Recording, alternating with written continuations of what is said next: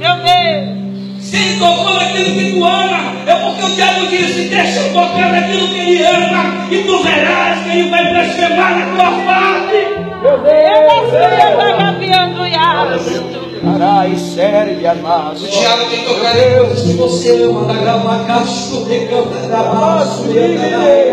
tem tocado no teu casamento, tem tocado na tua família, tem tocado nos teus filhos, tem tocado nos teus parentes, e isso tem mexido com a tua estrutura física. E tu diz que Deus, eu não aguento mais. Deus está dizendo: aguenta só mais um pouquinho.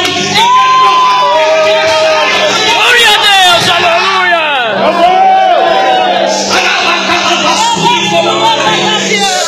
Aleluia!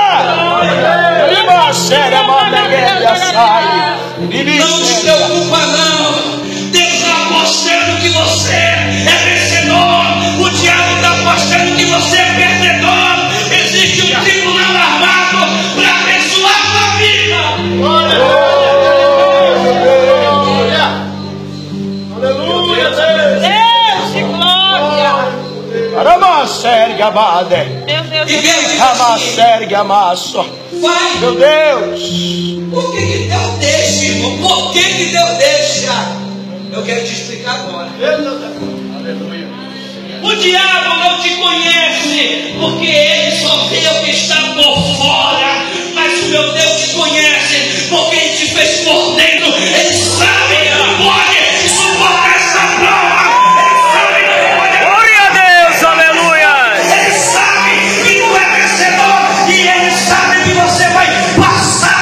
E lá na frente você vai dar glória e aleluia. Está cantando na vitória. Será que